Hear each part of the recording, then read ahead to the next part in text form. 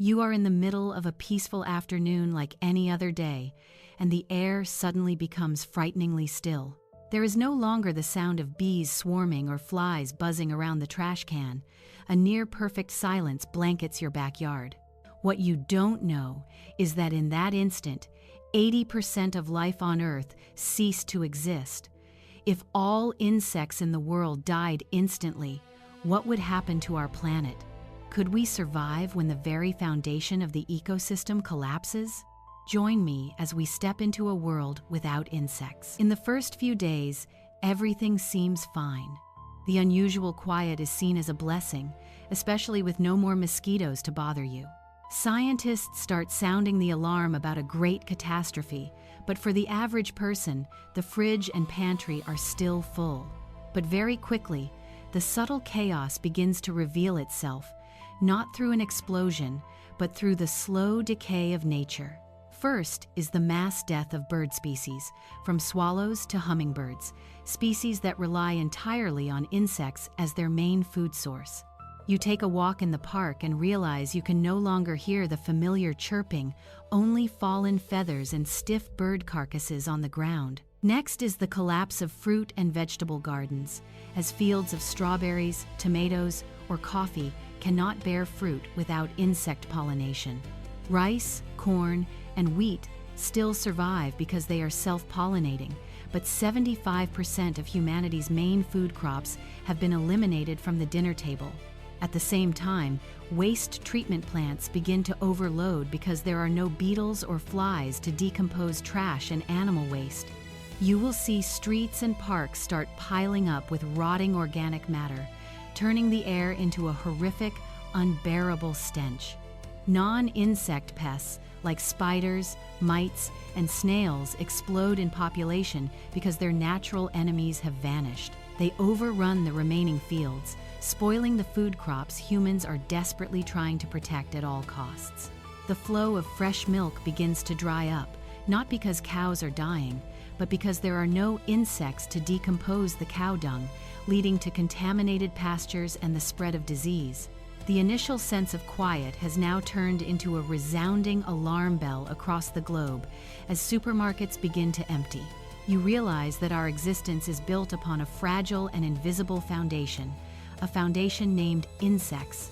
Global famine is no longer a prediction but a reality fast approaching within a few months. You stand in the middle of an empty supermarket, electric lights flickering over shelves that now only hold a few packets of noodles and bottles of water.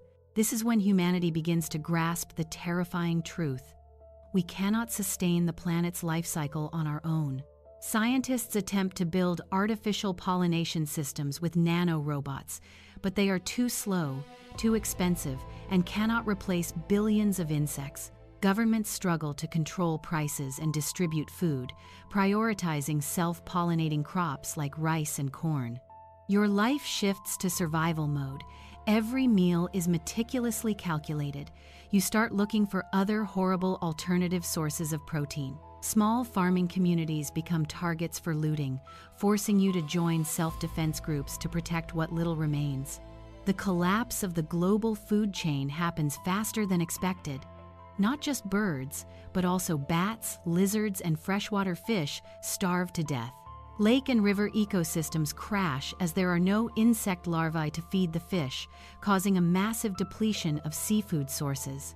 You look up at the dark night sky and realize the stars are no longer obscured by light pollution from cities sinking into darkness.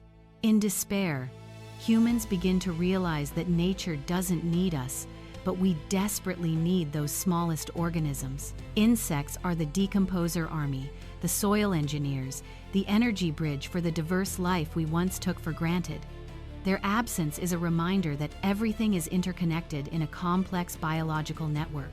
Without those tiny creatures, forests will slowly die from the accumulation of organic matter, and the soil will become barren and unable to nourish plants. In just a few months, our civilization has been pushed back to the Stone Age, not by war but by the silence of nature. Your life now revolves around a single question: how to survive one more day in this insectless world. You awaken to the realization we are not the rulers, but merely companions dependent on the small things. Amidst the chaos and famine, a profound realization begins to emerge: the value of the forgotten. You look at a remaining self-pollinating flower and feel the preciousness of every seed, every sprout of life.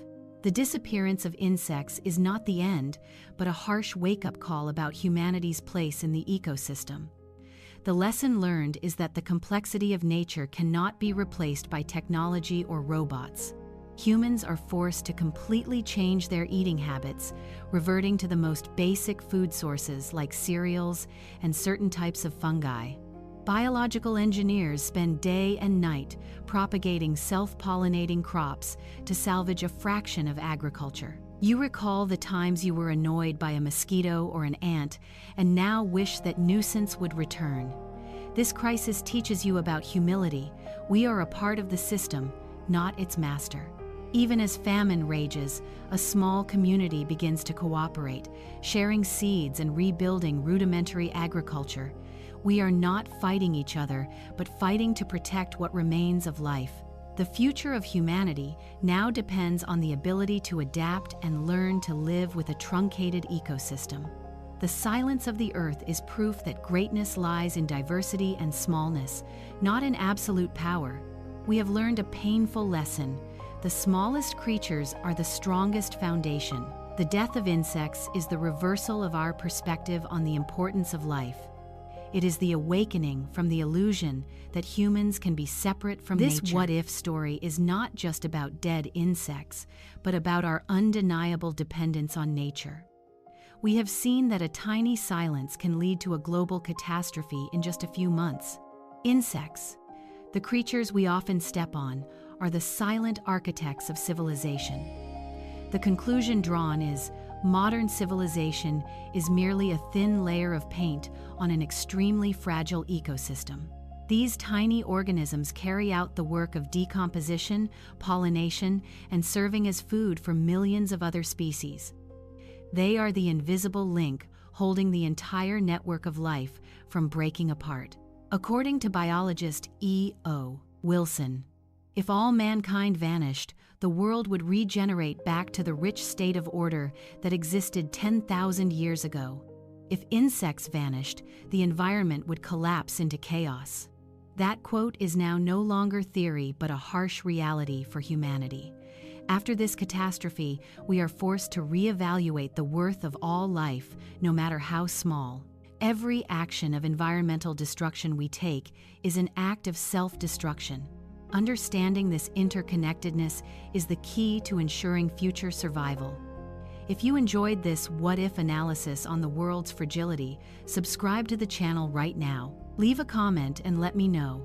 After the insect catastrophe, which animal do you think will help us adapt and rebuild life? Thank you for watching.